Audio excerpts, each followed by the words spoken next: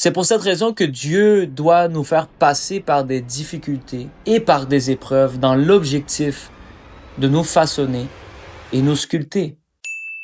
Vous écoutez Bread of Life de GRC Ministry. Je suis Antoine et aujourd'hui le passage que nous lisons est dans Galates chapitre 5 verset 22.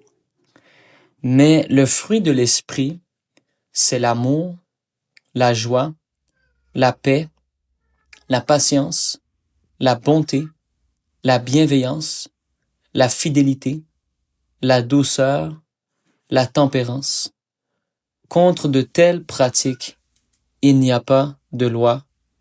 Et ça, on le lit dans la version parole vivante. Le caractère de Christ dans la vie du disciple.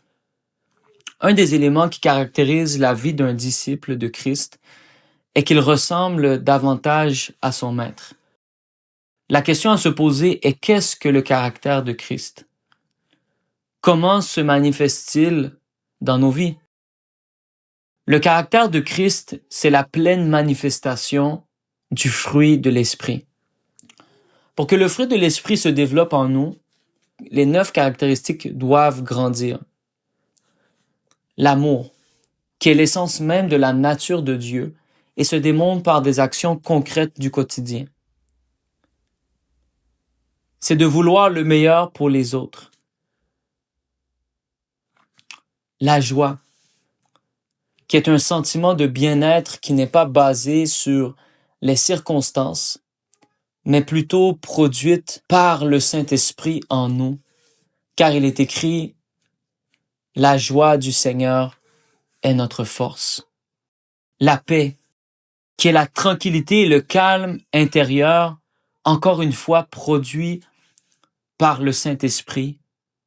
Comme le Seigneur Jésus-Christ nous l'a dit dans sa parole, « Je vous donne ma paix, je vous laisse ma paix. Je ne vous la laisse pas comme le monde donne, que votre cœur ne se trouble point et ne s'alarme point. » La patience, qui est cette capacité à tolérer la souffrance, les provocations et frustrations que la vie peut produire. La bonté, qui se manifeste par la générosité et l'attention aux besoins des autres. De même que la bonté de Dieu se manifeste envers les bons comme les méchants. La bienveillance qui nous amène à la gentillesse et qui est une disposition favorable à l'égard des autres. La fidélité qui est aussi qu'on peut dire également la foi, qui est une confiance totale en Dieu, dans sa parole et ses promesses. La douceur qui reflète la tendresse et vraiment cette disposition à réagir calmement face à des situations qui peuvent sembler complexes.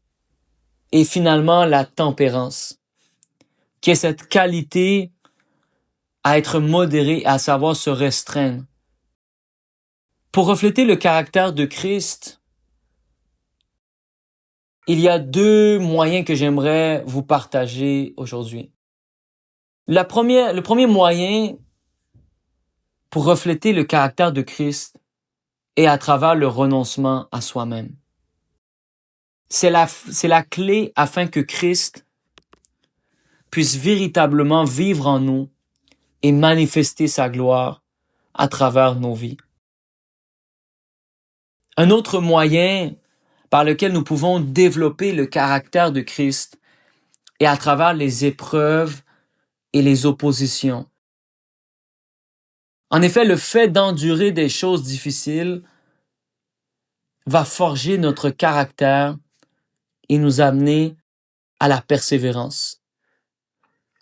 C'est intéressant car le mot caractère en grec veut littéralement dire empreinte ou ADN. C'est-à-dire que plus nous reflétons et plus nous ressemblons à Jésus-Christ dans son caractère, plus, en fait, nous pouvons vraiment manifester cette identité en tant qu'enfant de Dieu en Jésus-Christ.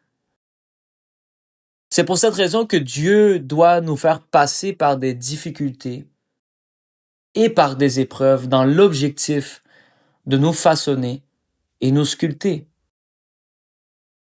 Ce qui nous ramène au plan originel de Dieu,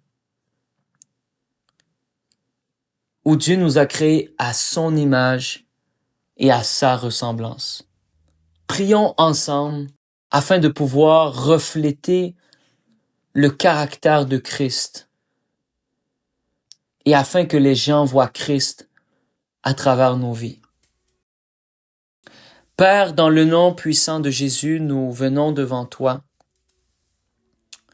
Et Seigneur, notre désir le plus profond est de te ressembler. Car tu nous as créés à ton image et à ta ressemblance. Alors Père, nous prions que nous puissions renoncer à nous-mêmes. Que tu nous aides, Saint-Esprit, à renoncer à nous-mêmes. Et Seigneur, nous savons que les épreuves et les difficultés de la vie nous façonnent et nous permettent de développer la persévérance et la patience.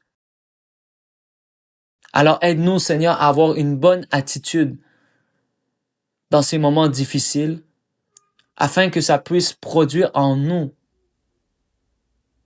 la persévérance, que ça puisse nous amener à te ressembler davantage. Nous avons prié ainsi au nom de Jésus. Amen.